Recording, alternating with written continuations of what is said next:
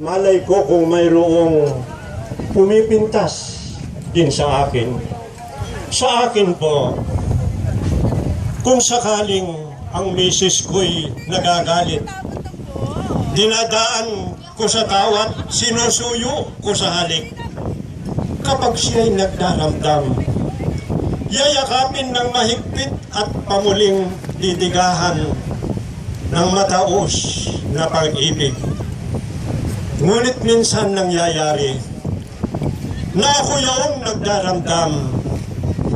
Sa timyas ng paglalambing do'y kanyang pinaparam.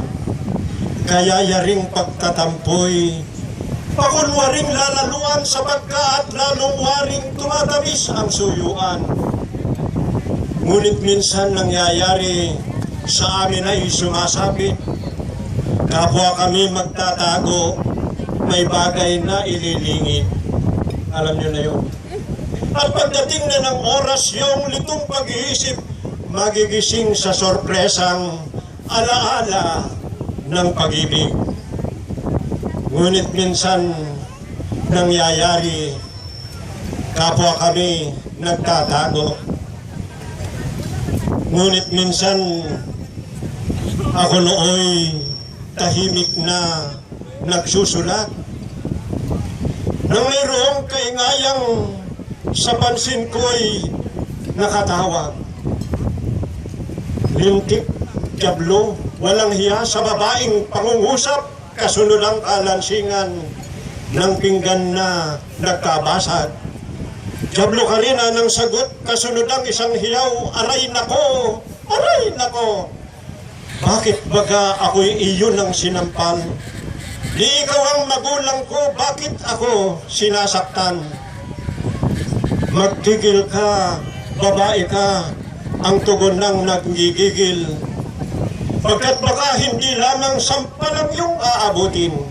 Kung ako ay hindi lamang sa iyo ay nagpipigil, kundi sipa ang kamtin mo, kita'y aking sasakalin.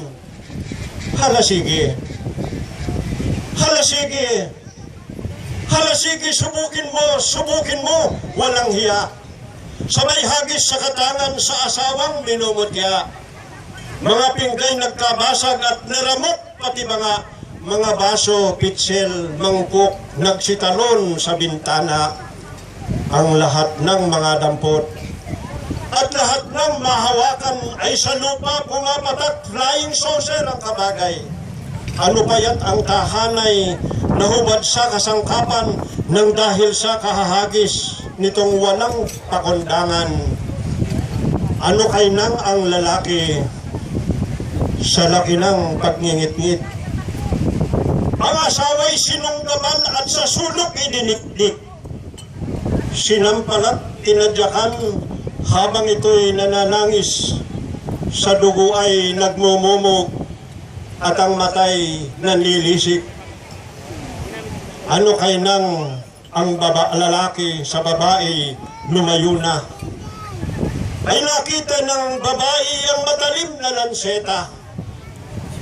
Balisong, sa hangad na makaganti, sinunggaban kapag daka, pikit matang pinukul ang walang malay na asawa, ang matulis.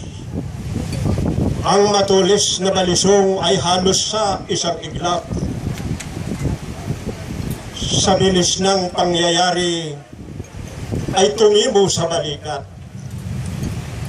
Kaya naman ang lalaki sa lalim ng laging sugat, sa kirot na naramdamay, alumpihit na bumagsak. Nang makita ng babae ang sinapit ng asawa, dali-daling tumindig at tinalong niya kapag daka. Asawa ko'y patawarin kung ako may nagkasala, iya'y di na mauulit. Kailangan lang mabuhay ka. Tatapwa kahit anong ipangako at sabihin. Ay wala nang kabuluhan sa asawang kinigiliw. Itong mahal na esposong Sinumpaang mamahalin ay tinamad ng huminga at ang buhay ay nakitil. Kaya kayo,